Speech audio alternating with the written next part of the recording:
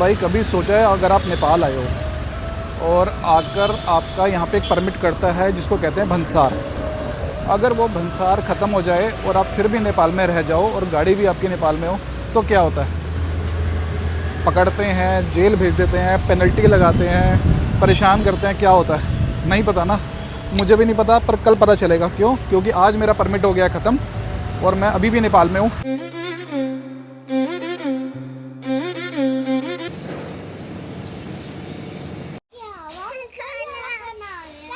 वापस वही वाला आ गया।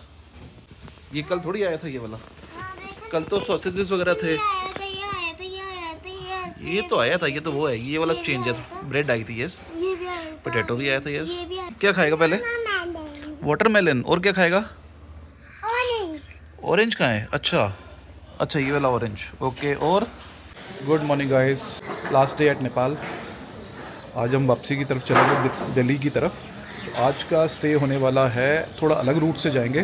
पिछली बार हम आए थे लखनऊ और दूसरी साइड से घूमते हुए बढ़नी बॉर्डर से। इस बार हम जाएंगे सनोली बॉर्डर से, गोरखपुर की साइड से। तो आज का स्टे होने वाला है गोरखपुर के अंदर। तो अभी जाना है खाना खा के बस गाड़ी चार्ज करने के लिए। और रात को फिर बारिश हो रही थी पूरी रात, थोड़ा सा सुबह धूप निकल कर आई है। नीचे गाड़ी खड़ी हुई है, ये पूरा एक व्यू है, दिखा देता हूँ आपको मैं। यहीं पे नीचे लेन है, सामने पूरी मार्केट है। तो भाई जब तक फैमिली रेडी हो रही है, उनको अभी लगेगा आधा पौना घंटा निकलने में, तब तक मैं करके आता हूँ कार चार्जिंग। यहाँ पे बहुत सारे पोखरा में कार चार्जर है, हर आपको थोड़ी थोड़ी दूर पे मिल जाएगा। प्रॉपरली बोर्ड्स भी लगे हुए हैं, अगर वैसे नहीं ढूंढना चाहते, अगर प्रॉपरली प्लान करके देख के आना चाहते हो कहाँ पे मिलेगा, तो कुछ नहीं करना है, आपको खोलना है आपका प्लग शेयर का ऐप। प्लग शेयर की ऐप में देख लो। और प्लग शेयर का ऐप, एक और चीज़ बता देता हूँ, प्लग शेयर का जो ऐप है वो आपके कार प्ले पे भी चल जाता है। मैं आपको दिखाता हूँ कैसे। ये देखो, ये हमारा कार प्ले खुला हुआ है, यहाँ पे आपने क्लिक किया, ये गए आप प्लग शेयर की ऐप के ऊपर, अलाउ ऑन फ़ोन। अच्छा, मुझे फ़ोन से अलाउ करना पड़ेगा खोल के। ये मैं गया फ़ोन के अंदर, यहाँ कर दिया मैंने अलाउ। ये जैसे ही अलाउ हुआ, ये खुल गया यहाँ पे मैप। अब यहाँ पे हमने नियर बाय कर दिया क्लिक। ये कहा गया 1.3 किलोमीटर पे, 1.5 किलोमीटर पे, 2.4 किलोमीटर पे, 2.4 किलोमीटर पे, 2.7, 3.6, 3.7, बहुत सारे हैं। नेपाल इलेक्ट्रिसिटी अथॉरिटी BYD, इसको यहीं से हम नेविगेट कर लेते हैं। हो सकता है ये दूर दिखा रहा है, बल्कि 1-2 किलोमीटर उससे पहले ही मिल जाएगा हमें कोई ना कोई। पे एक आ रहा है कि अभी 9:52 हुई है, ये खुलेगा 10 o'clock। यहाँ पर यार एक ट्रक लगा है, गाड़ी निकलना थोड़ा सा मुश्किल लग रहा है मुझे। ईंट्स नहीं है, ये क्या है? ये सीमेंट की बड़े बड़ी ब्रिक्स हैं।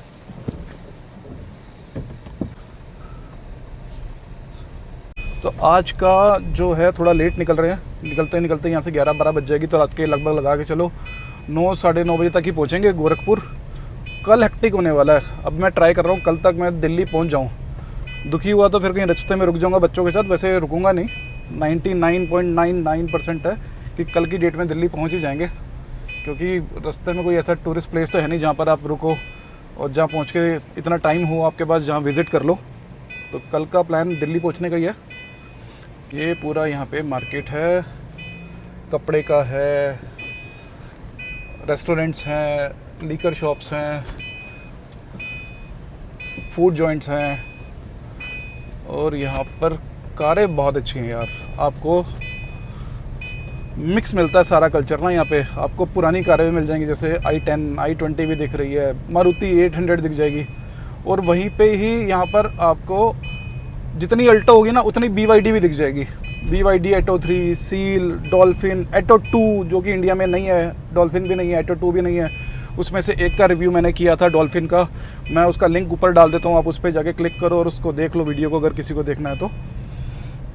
क्योंकि इंडिया में गाड़ी आने वाली है, उससे पहले कोई इन्फॉर्मेशन, सेम गाड़ी आएगी क्योंकि जो यहाँ पे है सेम गाड़ी पहले यहाँ लॉन्च होती है, या ये लोग इंपोर्ट कर लेते हैं चाइना से, तो उसके बाद फिर इंडिया में आती है। अरे ये देखो, ये इंडिया में नहीं है, ये दिखाता हूँ आपको।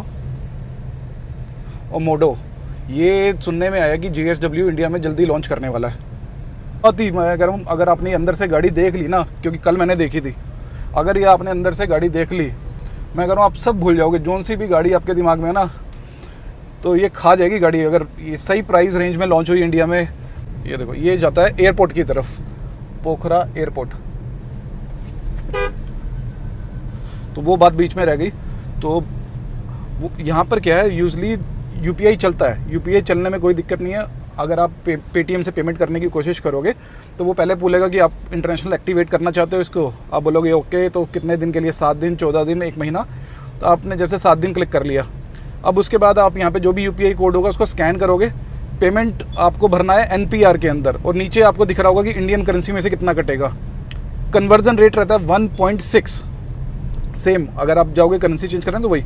तो इसलिए मैंने ज़्यादा करेंसी चेंज नहीं कराई कि यहाँ पे चल रहा है हर जगह ना फ़ोन पे। तो फ़ोन पे FONE वाला फ़ोन है यहाँ पे।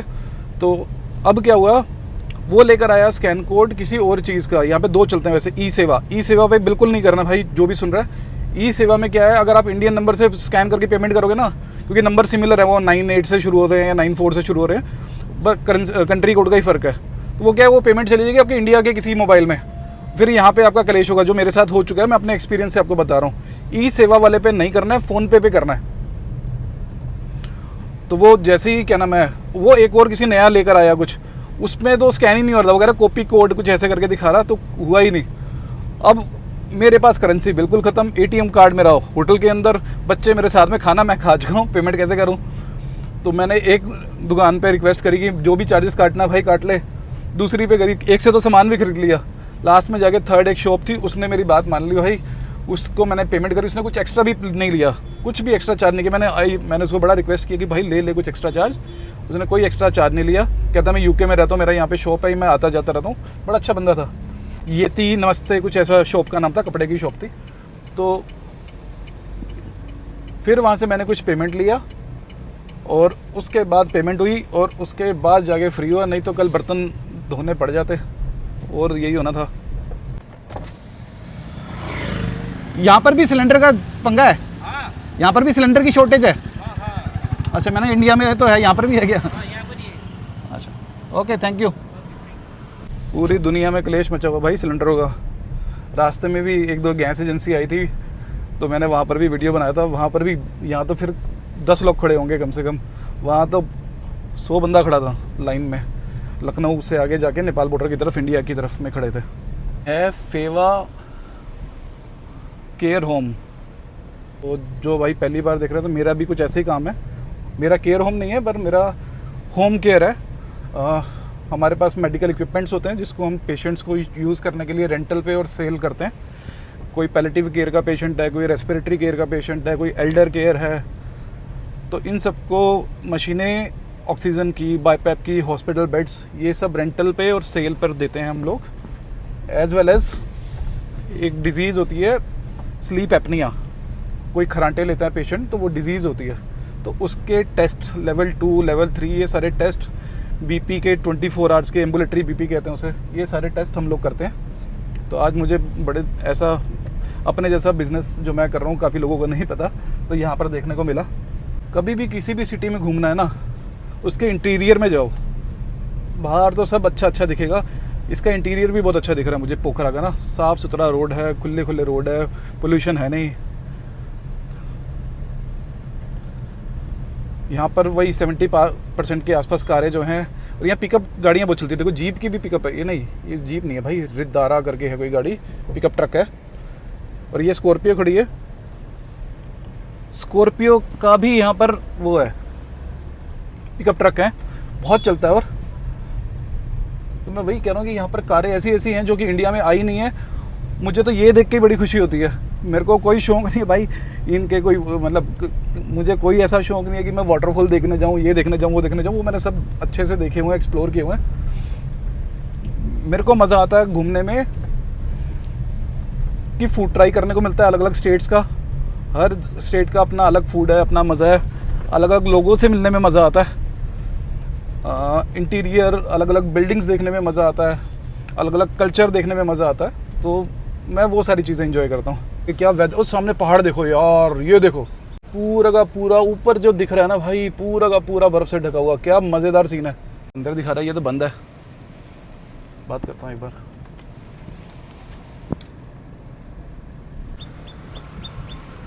यहाँ पे कार चार्जिंग है क्या? नहीं, यहाँ का तो अभी बंद है सर। अच्छा बंद है। दिखा रहा है लेकिन मैं तो बड़ी दूर से, मैं तो बड़ी दूर से है, मुझे दिखा रहा ठीक है। कोई बात नहीं, थैंक यू।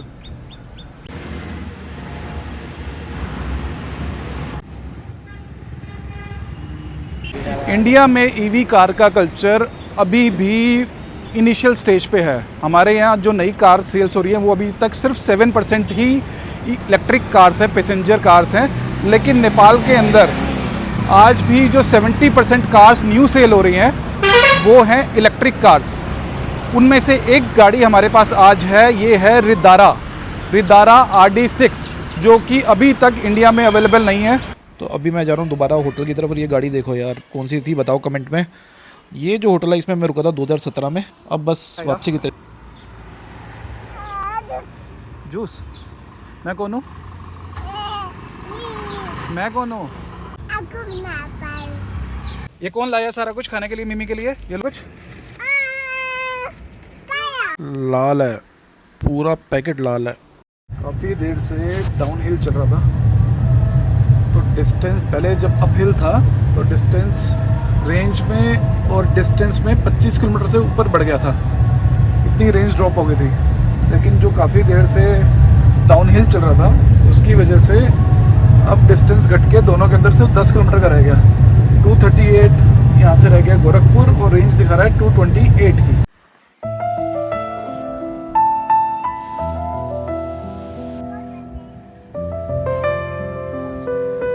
अप्रॉक्सीमेटली 80 किलोमीटर के आसपास का जो रास्ता अभी बचा है वो है हिल्स का। उसके बाद थोड़ा रास्ता फ्लैट हो जाएगा तो थोड़ी सी शायद स्पीड बढ़े, क्योंकि अभी स्पीड बन नहीं पा रही है। 25, 30, 35, 40 मैक्सिमम इतना ही जा रहा है, इससे ज़्यादा स्पीड बन ही नहीं पा रही है।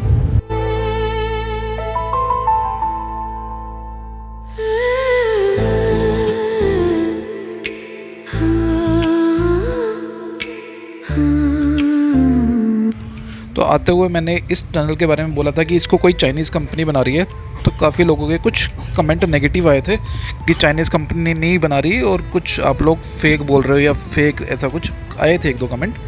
तो मुझे नहीं पता भाई बना रही है नहीं बना रही। मैंने ये देखो ये साइन बोर्ड है, इस पर लिखा हुआ है चाइना स्टेट कंस्ट्रक्शन, इसको देख के बोला था। मुझे सच में नहीं पता इसे बना रही है या हेल्प कर रहे हैं, कुछ नहीं पता। इसको देख के मैंने हमारे यहाँ इस BYD ऑटो 1 के ओनर सर अपना नाम और बाकी अपने बारे में कुछ बता दीजिए। माय नेम इज विराज। हाँ and this is my car. तो अभी मैं हूँ बुटवल के BYD शोरूम में। यहाँ दिखा रहा था एक चार्जर जो कि लगा नहीं है। अब इन्होंने बोला है कि आगे एक होटल है वहाँ पर लगा हुआ है। तब तक मैंने कहा आपको गाड़ी दिखा दूँ यहाँ पर कौन कौन सी BYD। भाई कभी सोचा है अगर आप नेपाल आए हो और आकर आपका यहाँ पे एक परमिट करता है जिसको कहते हैं भंसार, अगर वो भंसार ख़त्म हो जाए और आप फिर भी नेपाल में रह जाओ और गाड़ी भी आपकी नेपाल में हो तो क्या होता है? पकड़ते हैं, जेल भेज देते हैं, पेनल्टी लगाते हैं, परेशान करते हैं, क्या होता है नहीं पता ना। मुझे भी नहीं पता पर कल पता चलेगा। क्यों? क्योंकि आज मेरा परमिट हो गया ख़त्म और मैं अभी भी नेपाल में हूँ। जो भी होता है कल सुबह पता चलेगा अब, क्योंकि मेरे पास कोई सोर्स नहीं है, यहाँ पर कहीं भंसार बन नहीं रहा है। अब जो भी होगा वो कल पता चलेगा। अब मैं एक चीज़ दिखाता हूँ। उसके अंदर है एक चार्जिंग जो कि है सिर्फ 7 किलोवाट की, और वहाँ पे मैंने अपनी गाड़ी लगा दी है चार्जिंग पे। ये होटल इतना अच्छा बना हुआ अंदर से, अंदर जाऊँगा तो दिखाता हूँ। मैं बाहर से कुछ सामान ले रहा हूँ। यहाँ पे कुछ होटल में ऑर्डर किया है, कुछ यहाँ पे एक शर्मा की शॉप है, शर्मा खाने का बड़ा मन था, बड़े दिनों बाद देखा तो वो देख रहा हूँ। तो ये होटल अंदर से इतना बना हुआ है, इतना अच्छा बना हुआ है। जैसे ही मैं अंदर चार्जिंग पे लगाने के लिए गया और मेरा मन हो गया कि भाई नहीं, आज एक रात तो इस होटल में रुकना है। बहुत प्यारा है, अंदर पूल भी है, बार भी है, रेस्टोरेंट भी है, बहुत अच्छा, बहुत सुंदर और बड़े अच्छे से बना हुआ है। तो रूम में मैंने चेक इन ऑलरेडी कर लिया। जो पंगा पड़ेगा अब कल पता चलेगा। तो देखो भाई यहाँ पे इतनी गाड़ियाँ खड़ी है। स्टार्टिंग है एस्प्रेसो से, उसके बाद MG की एस्टर है, इसजू खड़ी है, कुछ और गाड़ियाँ हैं। लेकिन एक गाड़ी ऐसी है जिसके बारे में मेरे को जानना है। ये कौन सी गाड़ी है? ये शायद डीपॉल लग रही है मुझे। बाकी आप एक बार कमेंट करके बताओ जो भी नेपाल से हैं, ये कौन सी गाड़ी है। और ये होटल का व्यू दिखाता हूँ। ये आगे पार्किंग है, आगे पार्किंग, फिर होटल, फिर एक स्पेस है जहाँ पे बार है और ओपन सिटिंग है। उसके बाद फिर एक बिल्डिंग है जहाँ पे पूल वूल है। उसके बाद फिर एक स्पेस है, पार्किंग है, फिर एक और होटल है। तो बहुत सारे बिट्स एंड पैचेस में बना हुआ है होटल। पहले होटल फिर ऐसा ऐसा करके बना है। पर ये देखते जाओ, ये देखो भाई, यहाँ पर भी एक इनका रेस्टोरेंट है। ये बहुत अच्छा बना हुआ है, बिल्कुल ऐसे लगता है कोई गोवा का जैसे बीच रिजॉर्ट होता है अच्छा सा, वैसा है। ये सामने एक बहुत बड़ा पूल है और यहीं पर ही ओपन सिटिंग है और मेरे राइट साइड में है एक बार। ये लोग वहीं से आ रहे हैं, ये दिखाता हूँ अभी आपको। ये देखो यहाँ पर ये एक है बार और यहाँ पर लोग पूल या बिलियर्ड क्या होता है ये टेबल पे ये खेल रहे हैं। मैंने खेला नहीं था भाई, आइडिया नहीं है। टेस्टी है खाना। आप करो नाश्ता।